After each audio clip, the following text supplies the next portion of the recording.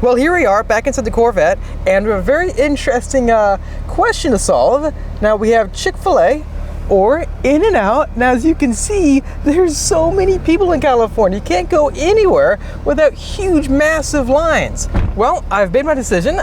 Chick-fil-A it is. So let's get back on the road because right now we have some really, really fun stops that we're heading to.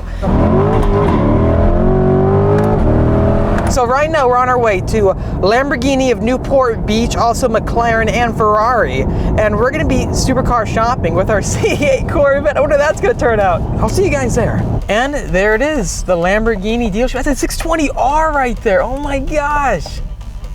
Okay, so we've made it to Lamborghini of Newport Beach with an MP412C right next to me and the GT3 RS up front. Looking this way though, we have a McLaren 620R. It's got an entire roof scoop on top and it looks amazing. Ideally, this is the kind of track car I'm looking for. You know what's really cool too though is that the C8's doors are almost as low as the doors on the McLaren, and they both have that sweeping vibe going from the top to the bottom. This is a GT4 basically inspired 570S, super fast, bright orange wheels to match this racing livery, right? And it's got a full harness system with a roll bar. Not sure if you can see that, if I can block the sun at all. So that this is definitely the exact type of exotic that I am looking for the racetrack. Completely track inspired and race ready. It looks amazing. Can you imagine tracking this car? Let's go ahead and head inside.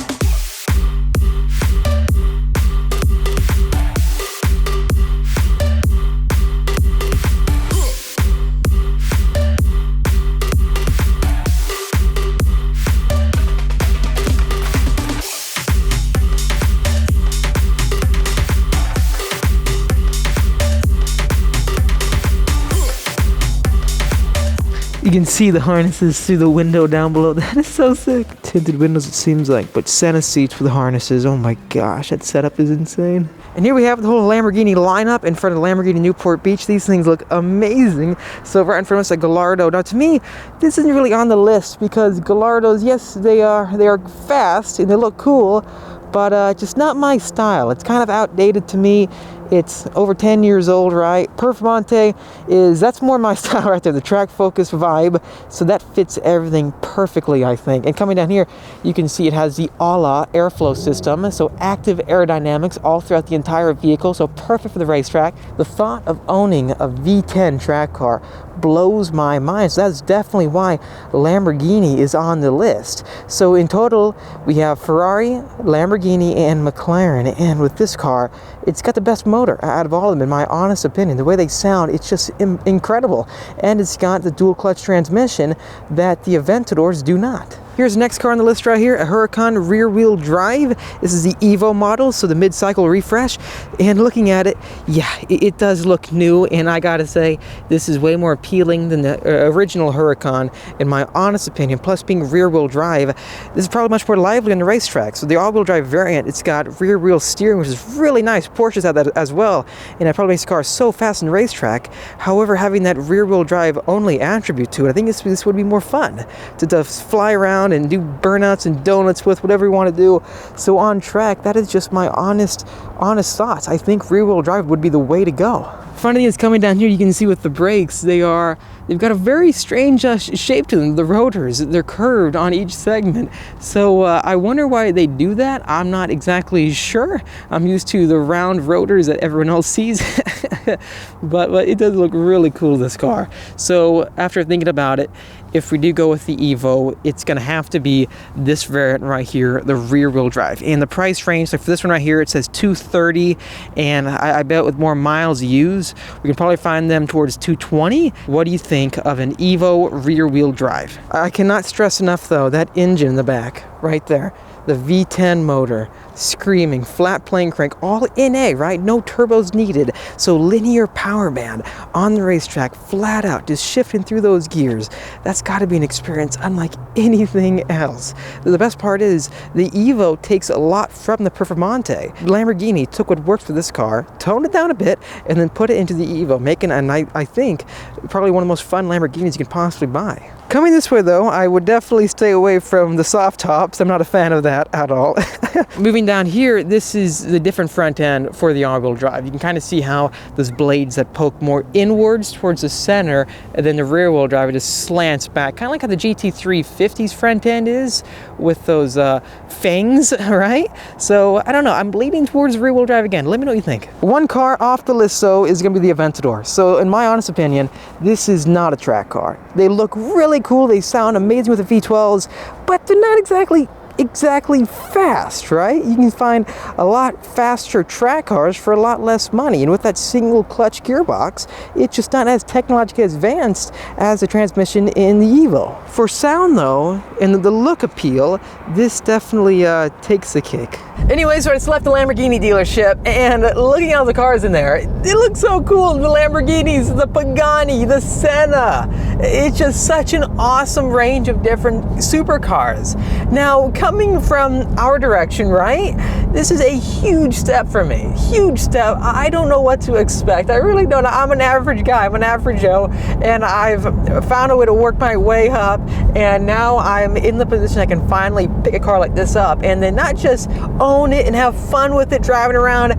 We are doing it properly. We are going to be racing this car on the racetrack. So looking at them and then considering that in mind, it's gonna blow us away right here. The mid-engine, I mean, look at that.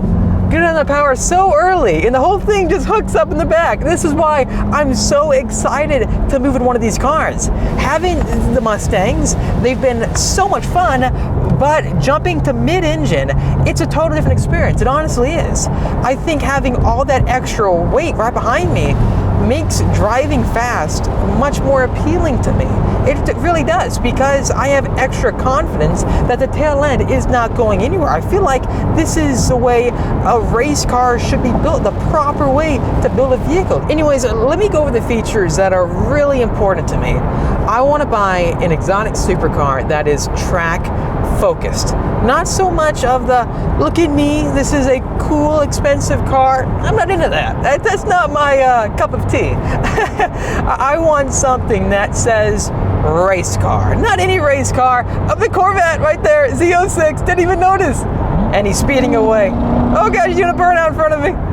She's spinning the wheels at 70 miles an hour. Back to the point, when it comes to a supercar, there are so many different forms of them, and not all of them really achieve what I'm looking for. So the F12, for example, or let's say a Ferrari California, or an Aventador, those cars aren't necessarily track cars in my honest opinion. Some exotics, they have the look at me factor. This is a supercar. It looks really cool. It sounds awesome. Well, it sounds even better because it's got a V12 or something crazy like that, and it's comfy to drive. Now, when it comes to tracking, that's not really what we're looking for. We want a car that translates, that's predictable, that is consistent and exciting to drive, and not outdated. None of those cars. I want to pick something up that is relevant in this modern supercar era. So cars like the Evo rear-wheel drive would be one of them. It's something new, it's technologically advanced, and then without a doubt, it's got a track-focused agenda to it. Saying all that, there's a list of things that I'm really looking for in particular. First of which, and this is the most important thing to me, that is going to be the weight.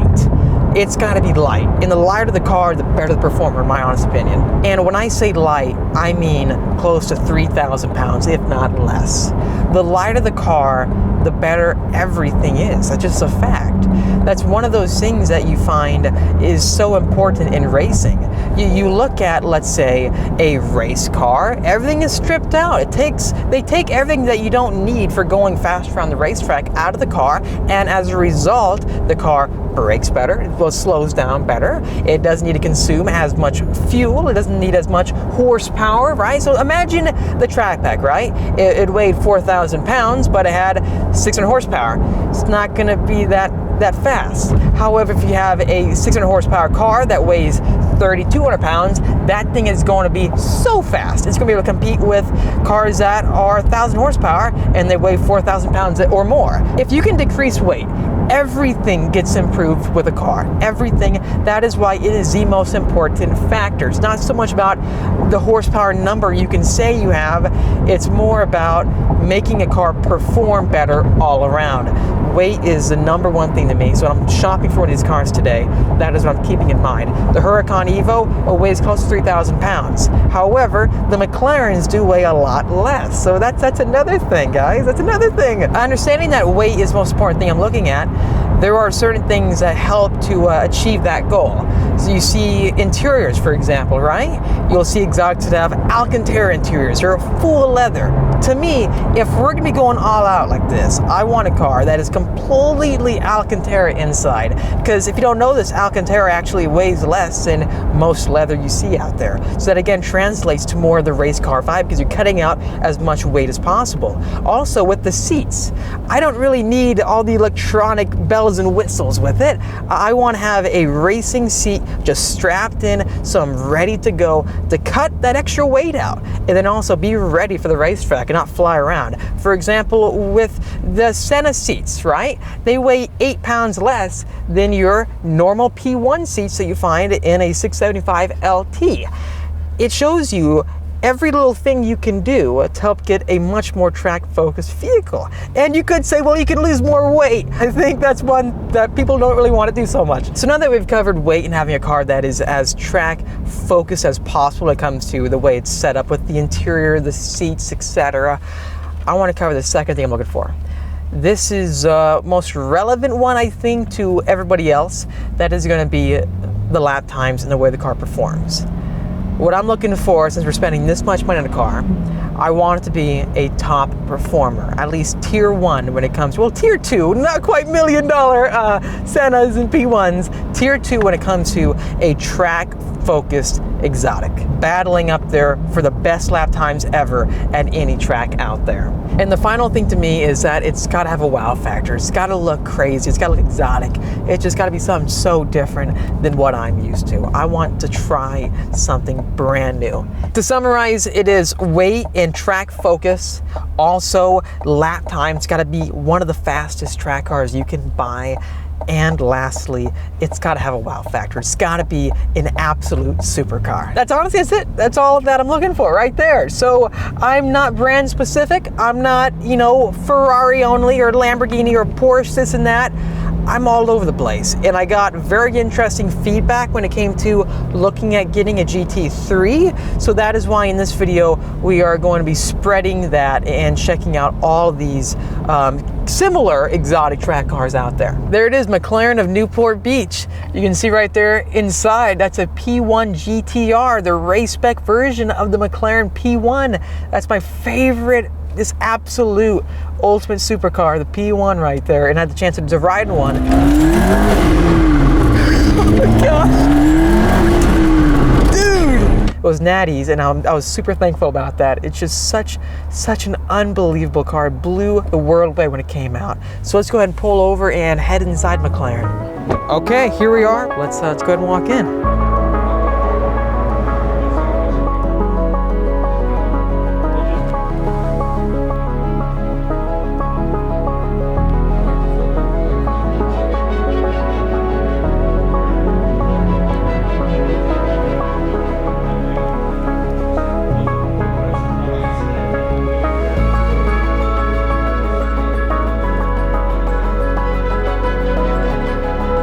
Wow. That's the option. I think it's like $1,500. Wow, this is sick. That's sick. This is cool. Sweet. Well, here we are. We just left the McLaren dealer. Now, I'm getting pretty hooked on this. Look at their cars on display. A P1 GTR, the P1 actual non-street legal race car. It looks so crazy. I can't imagine the lap times. The P1 GTR is basically like the Ford GT Mark II. They take the supercar that's on the street and then offer a track-only version to the people who have the money to afford it, right? To buy it and then only race it on the racetrack. It's the ultimate best performance possible out of the car. That's what it is. And then not just that, seeing their 620R, that car is mean. I love the way it looks. The best part is, it is super light. Actually a lot lighter than most other exotic supercars out there, like the Huracan. So I don't know, I think I'm leaning towards that one. Also, what do you think of those seats and harnesses? A set of seats. Now sitting inside that car, it feels like an absolute race car. The cabin, those Senate seats, they hold you in so well. On the racetrack, they'd be perfect. Plus, with those official McLaren harnesses, like you can buy that and take it straight on the racetrack instantly. Here we are, we have made it to the last stop of the day, Ferrari. Pulling in the Ferrari with our Chevrari. Now, the cars I'm looking at here would be the 488, also the Pista. I wonder how this looks right now. This is so funny. Check that out in front of us. Our headlights are reflecting through the glass. That's awesome. Let's turn off the car.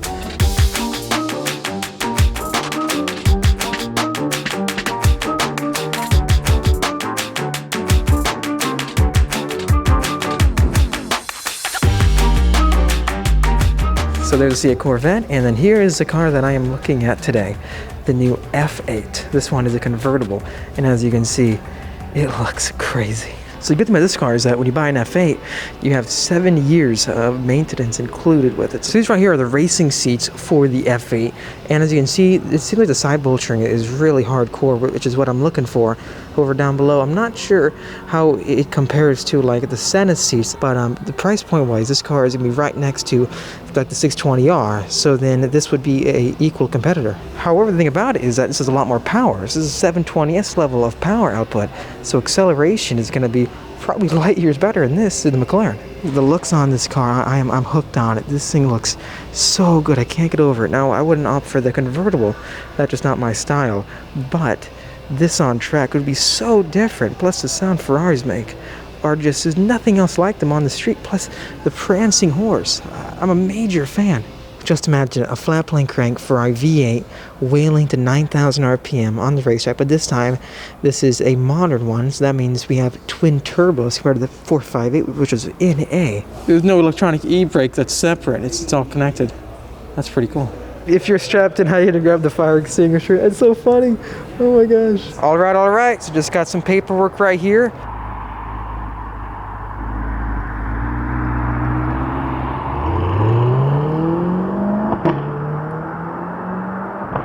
Okay, this is it. I just left there's a charger. I'll get my rev back.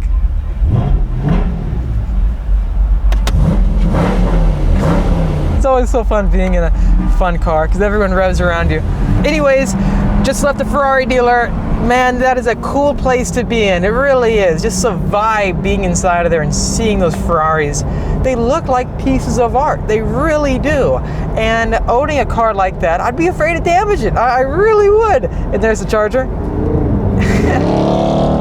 He's going for it. He's going full throttle. We've got some pretty important paperwork to go over because many of you told me to look into a Ferrari, and it's not off the table. Our budget can cover one of these, so that's the good part. Here we are, just pulled off next to this restaurant.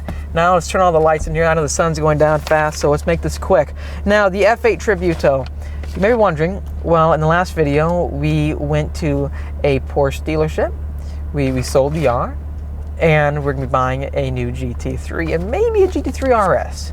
Well, through feedback, I found out the new GT3, so that car, the 992, is gonna be about 1 year out. So that kind of takes it off the table for current stuff going on, right? That's still, I'm definitely interested in that when it comes out, that being next year. I'll still order it. However, at the same time, I've gotten mixed feedback about right now getting a Porsche GT3, an RS in particular. So after looking at the Evo, also the STO, those two Lamborghinis are on the table for me. Also moving towards McLaren, the two cars on the table for me right now are going to be the 600LT and the 620R. Then lastly, Ferrari, the F8. The SF90s are unfortunately sold out. I won't be able to get one of those. And if I wanted like the Spider, for example, you have to work your way up through each model. So you need to buy the Coupe, then the Spider. So Ferrari's pretty interesting. It's kind of like what Ford did with the Ford GT. You need the previous Gen 4 GT to mainly be able to get the new Ford GT. I didn't have that. My Ford GT application got denied, so that took that off the table. So Ford and Ferrari are pretty similar when it comes to that. Now, the Tributo, though, I can get. That's one car I can get. So I wanted to go over the options with you, and just let me know what you think about getting one of these next to see a Corvette. To quickly go over this, the F8's MSRP is $270,000, and then you have a $10,000 track telemetry package, which adds cameras and all the cool gauges and setup that we need to track lap times, but very expensive. I don't know if I'd ever have $10,000 in telemetry gear in any other car. Paying a lot of money for it, and is it necessary? I kind of think so, but is it worth the price? I'm not sure. That's a lot of money, but the stripes in the 500 were $10,000, so it goes both ways, right? And then moving down, carbon fiber racing seats, must have, $9,000. For us tracking the car, I want something that I can get in and be confident I'm not going to fly around anywhere, and also have the support I need for each corner. Plus, I want to be able to strap harnesses into the car so I'm ready at all times to go 10/10s. Moving down even more, brake calipers, $2,000 for a custom color. I could skip that. It all depends on what we want to do for the exterior. And then moving down even more, you have sport exhaust or titanium exhaust pipes, which are, I believe it says, $2,000. And then moving all the way down for Alcantara all throughout the interior, like for the seats, it's a few grand there as well. So Alcantara full seats would be $3,000, and I'd ideally want to get as much of that as possible.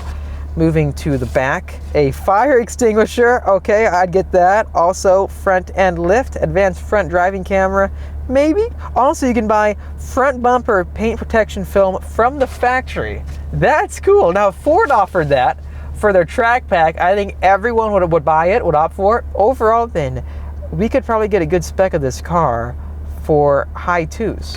I'm thinking like $290,000, maybe close to $300,000. Which, if you think about it, yes, that's an insane amount of money, but at the same time, we are getting 7 years of complimentary maintenance, which is it's a plus, but you're probably already paying that with the increased amount of money you're putting into it, right? 300 grand. And then also you have your 3-year warranty. For track use, if Ferraris are as reliable as I'm told, then it could be a very, very good car to get. I don't see many people out there tracking new Ferraris, so that is why I'm really considering it. Let me know what you think in the comment section. And Ferraris just kind of have that wow factor. I've never driven one, I've driven a Lamborghini, a McLaren, but never a Ferrari. So I've heard a lot of good things, but I personally don't know. And having a car like that, it would allow me to work my way up through the ranks and then possibly end up getting an SF90 when that comes out to race on the racetrack. Well, that wraps up this video. Like I mentioned, probably high twos to $300,000 for our spec of the F8. And then also we have those other cars I mentioned that we are considering. Let me know in the comment section down below. Huracan Evo, Huracan STO, 600LT, 620R, or the F8 Tributo. Thanks for watching this video. If you liked it, make sure to hit that like button to help me out. Also subscribe for much more great videos coming your way. We are going all out and we are making moves, and I cannot wait for you guys to see what's coming. I'm going to make sure to keep all you posted on Instagram and here on YouTube, so make sure to hit that notification bell for all the updates as soon as possible. And when I say we're making moves, we are making moves. So expect the new car on the channel very soon, and I'm talking this month and maybe within the week. So I'm waiting for your feedback. Let me know, and we can find all these cars right now available. So I'm ready. Thanks for watching again. I'll see all of you in the next episode.